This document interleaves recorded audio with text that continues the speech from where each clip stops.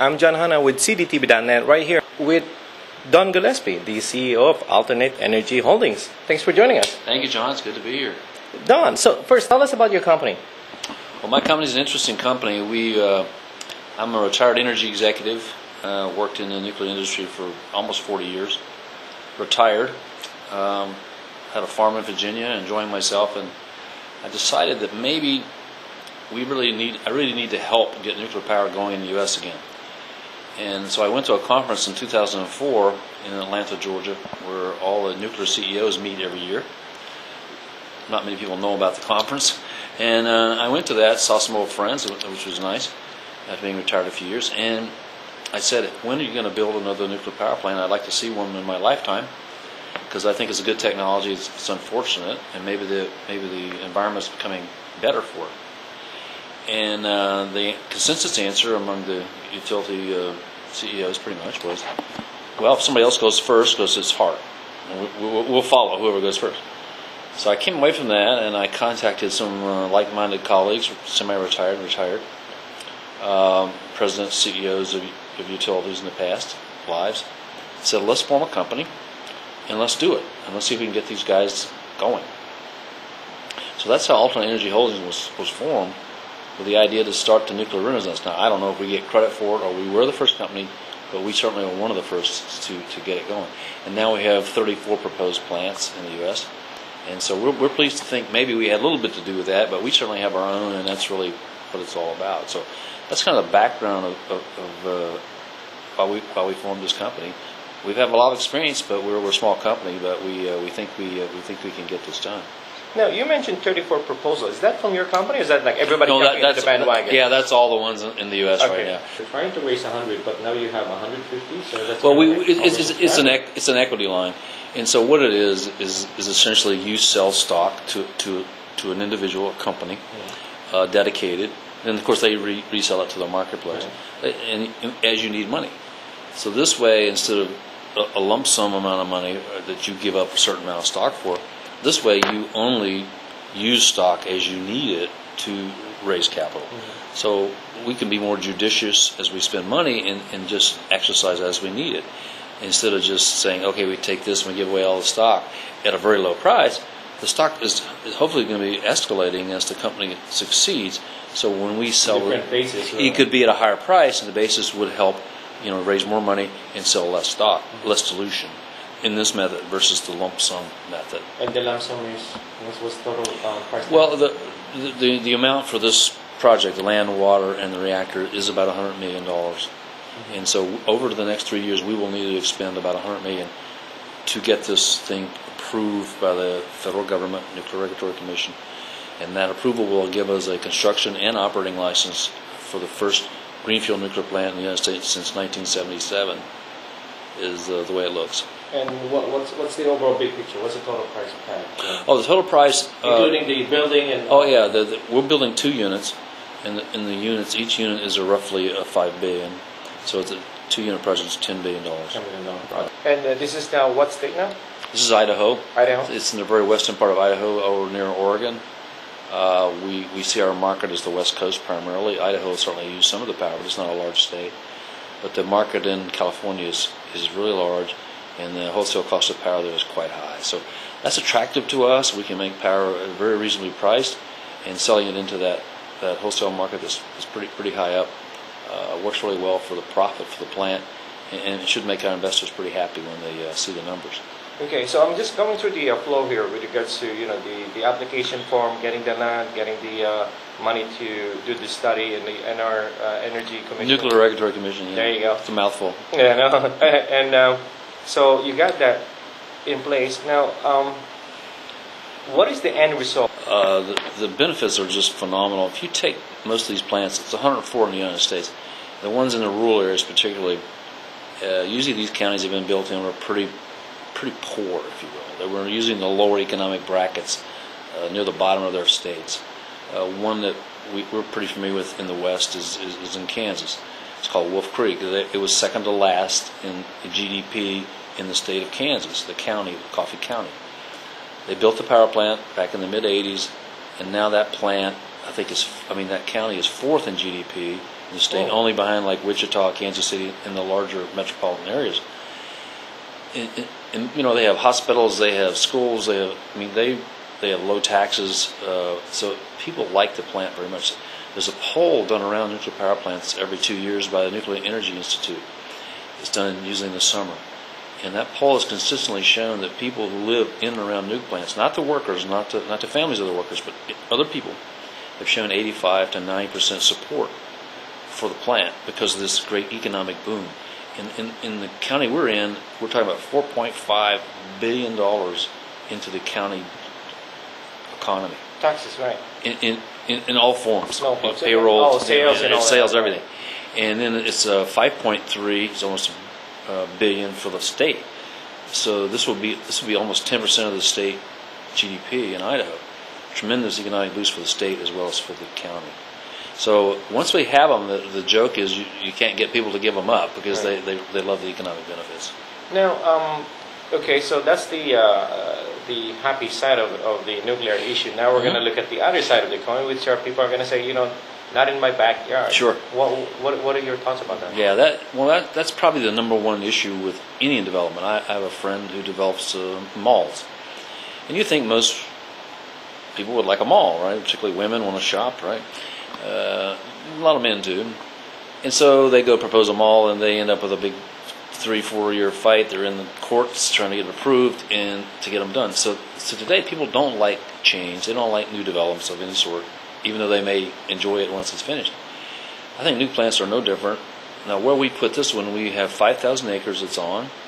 It's pretty much enclosed on 3 sides with small hills, so you can't see it. It can only be seen directly from the road and not very well then. And so we sort of tucked this out of the way. There are no neighbors. There's no one who will be looking upon it. You have to drive there to look at it. I mean, you have to go there. It has to be a trip. So we've tried our best to keep it so people won't be upset about it being in their backyard. Notice, ooh, that's ugly. I don't want it there.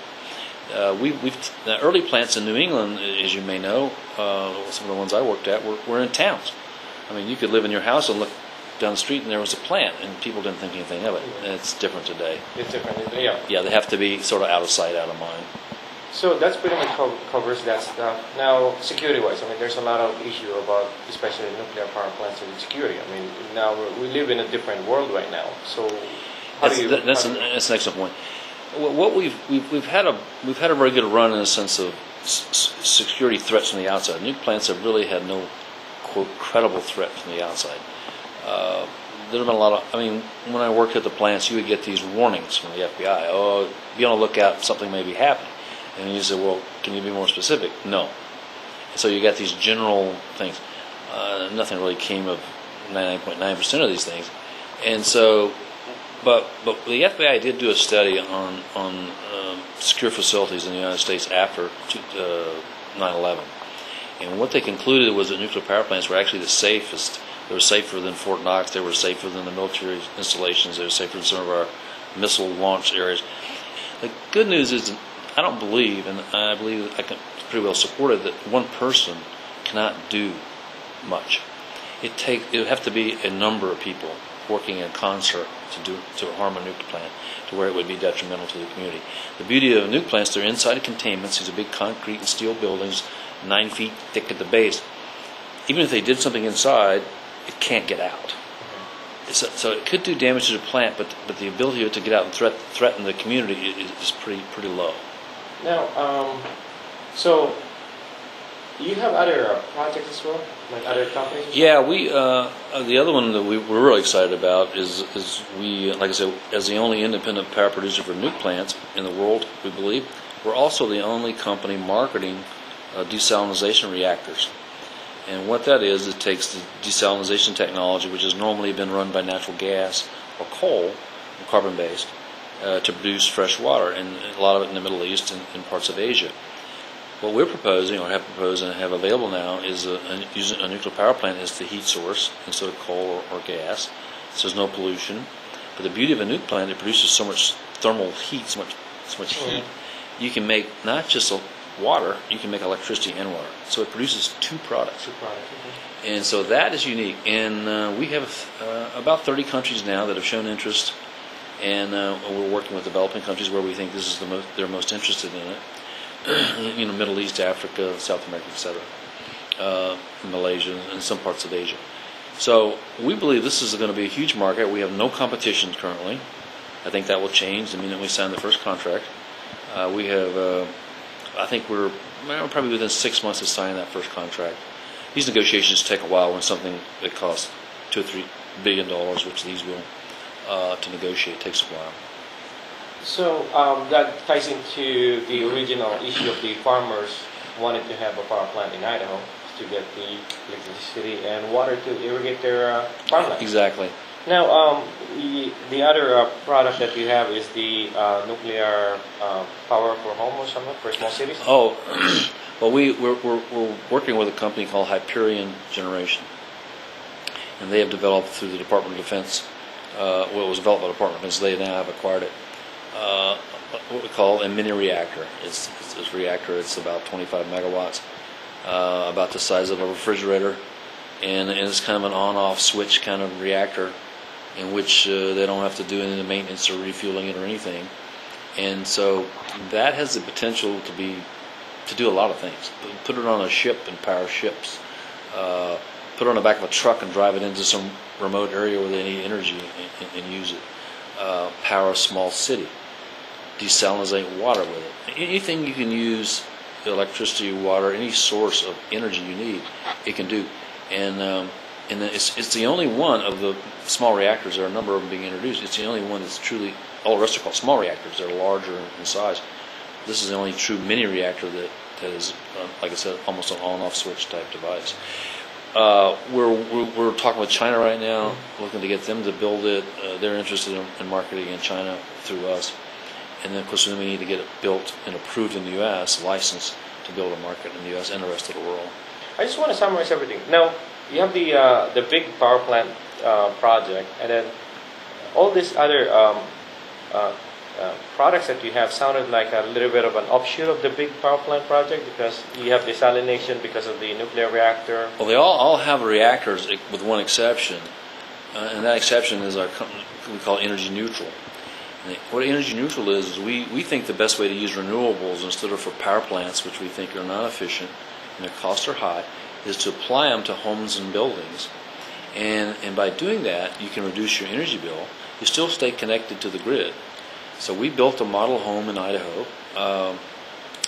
We finished it in March, and we've allowed it to operate as a model home, let people go and tour it, and let it turn everything on in it, the furnaces and the refrigerators and all the lights, and let it run and see how it does. And it's been making about $40 to $50 a month in profits for us.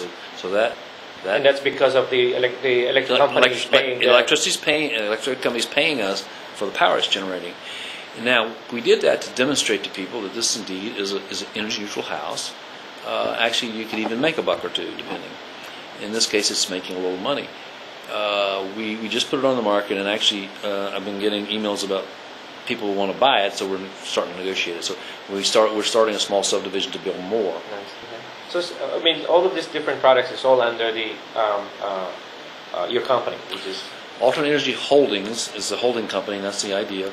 And we 3 of these products we developed pretty much underneath us in conjunction, in case with China, on the Greenville water. And the Hyperion reactor is the 4th one that we're working on with another company as well, which we hope to acquire them if we can work out the details. Don Gillispie, thanks for joining us here. Thank you, John. John Hanna for CDTV.net.